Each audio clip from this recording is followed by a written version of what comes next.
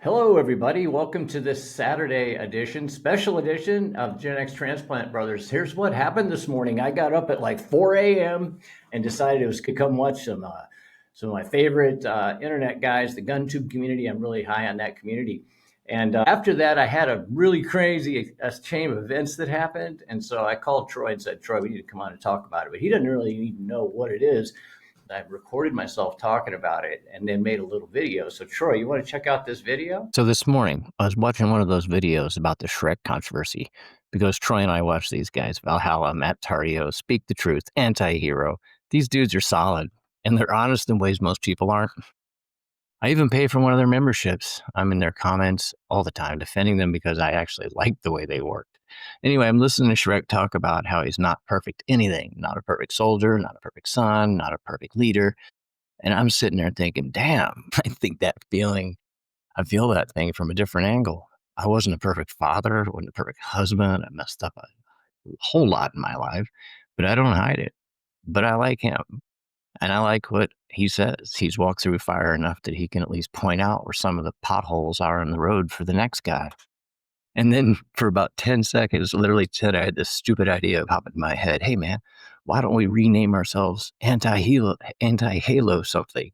Because I like the idea of saying, we're not saints, we're not polished, we're not perfect, we're just telling the truth. And then immediately I realized that name is a mess. People will think I'm making fun of elite veterans or something like that, or have something to do with Halo jumps, or that I'm trying to tie into the Anti-Hero podcast guys. It's a indirect way. None of that's true. And honestly, we're doing already works. So I don't want to change a letter of it. But I thought it was important to tell a story because it shows how your mind wanders. You hear something that resonates with your own scars, and suddenly you're making connections. And then you catch yourself and you laugh, and like slap yourself in the face and say, nope, not our lane. Let's keep rolling with what we've got.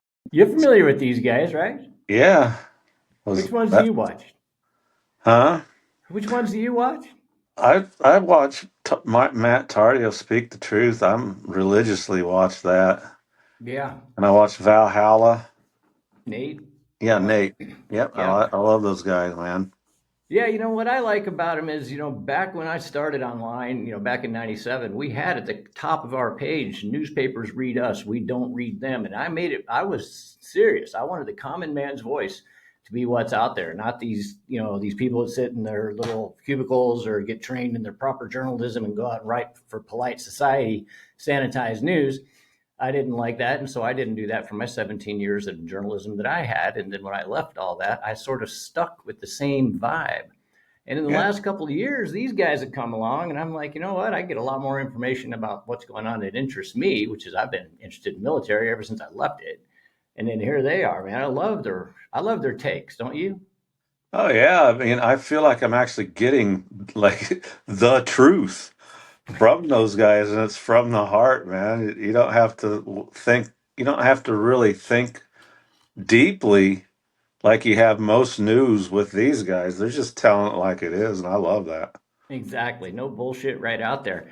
And I don't know if you saw it, but I put I think like a second post on this channel way back. I said, hey, I'm going to turn Troy on a couple of these guys. And I think some of these guys are the ones that I mentioned. And just to give Yeah. a couple of shout outs there, some of the ones I mentioned, just to be clear, there's a bunch of them. I like the Green Beret Chronicles guy. He's fairly new. David Hookseth over at, it's just David Hookseth. He keeps me updated on Venezuela stuff from inside channels. Better, Oh, I mean, that'd be awesome.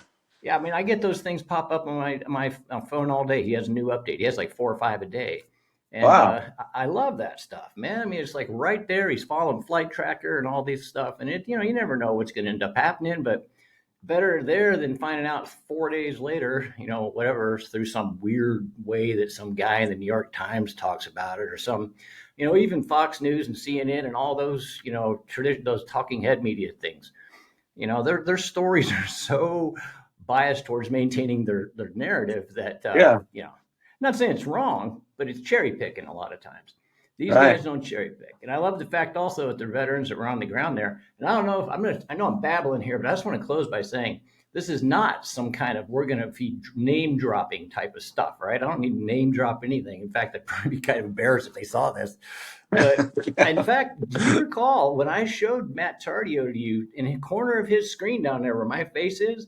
He's got that patch that has it's got first the Ranger tab and the Airborne tab, or Airborne and Yeah. Ranger, and the Special Forces. And I said to you, Troy, I said that when I joined the service back in 1985, that's the exact way I wanted my shoulder to look. Now, that did not work out that way for me. I was just an 11 Bravo. Grand Rugman, I left. I didn't, blah, blah, blah. Never had a chance to go or even try out for Ranger School or anything like that.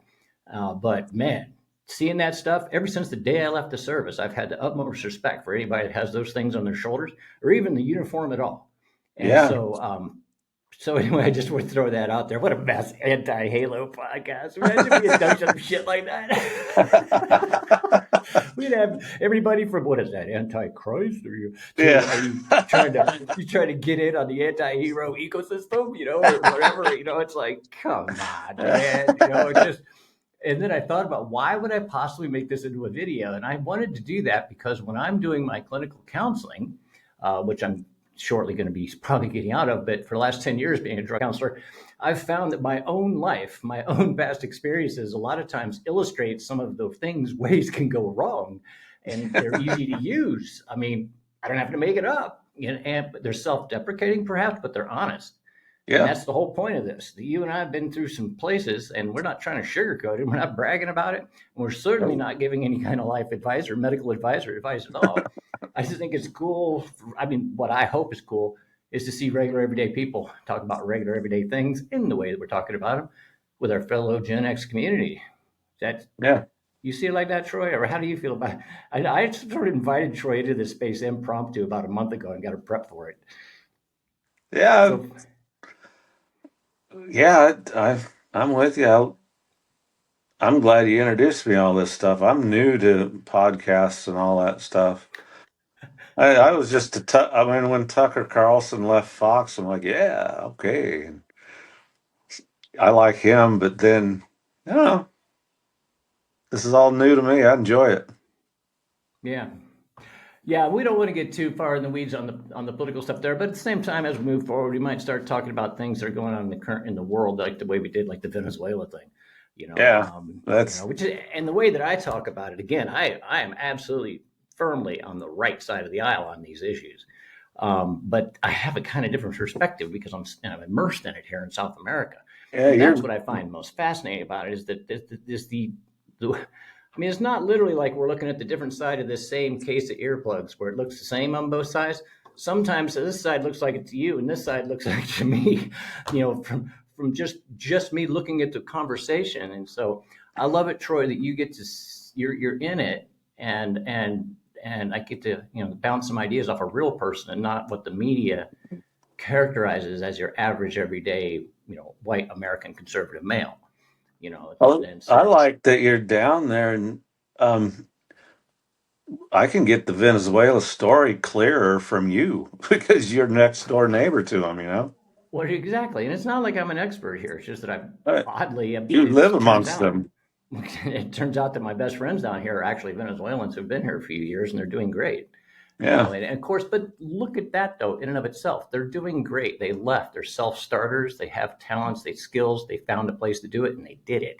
So, I mean, there's a difference, obviously, between everybody that walks across the border. Some people are just looking for a free lunch. Some people are looking for a pocket to pick. And some people are looking for an opportunity. And so those are the ones that when I speak favorably, I'm speaking about. You can tell the difference between all of that, too. Absolutely. Yeah, and we don't want to get too swept up in the whole blanket statements about countries. I didn't like when President Petro, the country I'm a guest in, said that all Americans are white racists. He actually said white racists. And I was like, damn, that's getting kind of personal, pal. You're going to call me personally out on this? I mean, come on. I think we throw around political barbs. When you get down to it's okay to generalize white people as racist. We're all racist. Eventually, we're just going to accept it. Yeah, I guess I am. I'm white. Well, I mean, obviously, we're the root of every problem that's ever happened on the planet of the Earth, right? I mean, that's what not we were taught, but I think some of our kids have been taught, and some of them managed to. By the way, in that video that we just saw, all those pictures, those kids, those are mine. Those are my children. I have 4 of them, and somehow this would have been it. Sometimes I've said I've been an effective dad by being an anti-dad or an anti-parent. In other words, I've shown them all the things not to do, and they didn't do them. And somehow I have 4 of them that have made it through without drug and alcohol issues. Basically, 3 out of 4 have zero social media, and are 2 out of college and everything like that. I mean, married, kids, the whole. I don't have any explanation for that. They have every Right. excuse. The oldest ones were getting drug around. The oldest one was born when I was in the service, and all the rest of this stuff. So I mean, whew. Right. I think me and my ex-wife's substance abuse problems created 3 sober, drug-free kids. So, And again, we're not giving advice. but no, don't go out and do drugs so your kids don't. We could be the anti-Brene Brown or something, or whatever. I don't even know. Well, She like probably you, loved what you used it. my kids saw the bad end of it. They're like, I don't want to live like that. I'm glad for Right. them. I'm happy. Yeah. And again, I'm not bragging about shit, man. We've No, it was stumbled horrible. plenty. Right, exactly. Well, looking back though, it seemed fun at the time. Yeah, it seemed like a good idea. It's like a great idea. It's that thing. What's the last thing you hear before a redneck dies? It's hold my beer and watch this. Right. Watch this. Watch how stupid I can be today. We'll be talking about tomorrow like I'm a prize fighter, though. What? Yeah. So anyway, okay, anybody, we got to get out of here. The dog's playing 45 minutes. I know you're going to head out to watch it where you're at, Troy. Yep. They're outside of St. Louis. And I am here outside of, well, I'm in the coffee region. I'm going to keep it at that. I don't want to get too close because I have, who knows who lives around me and is going to see this and be like, we have who talking about what right across the, whatever. Well, they wouldn't say it in that accent, but. Would Petro call him? Right. I mean, this is how I just got back from Laureles, which is the store. You can find me by that. But I wear my Army gear out all the time. I mean, I've done this for literally since the 80s. And, but I sometimes think about it when I'm walking at the store. I'm the only person in sight that probably speaks regular English anyway. Yeah. And here I am tripping around, Venezuela stuff going on just right next door. And here's this guy walking around all tatted up and, Army shirt and this stuff. And, never has a person said a single word to me about it, though. And I don't walk around like I'm shoved in their face. In fact, it's one of the best T-shirts I have just to wear around the house. That's more what it is. But anyway. Proud All right. American. Okay, everybody, have fun on this Saturday. Troy, I talked to this whole thing. I wanted to just sort of my little project I wanted to toss out there. Okay. Troy, any thoughts? No, I'm the quiet guy. I don't have much to say at all. Oh, never. He never has anything to say, right? All right, everybody, that's going to be it for mine end. I'm going to say goodbye. Troy might be here for a second. Other than that, we'll talk to you later. Stay safe. Stay in touch, man.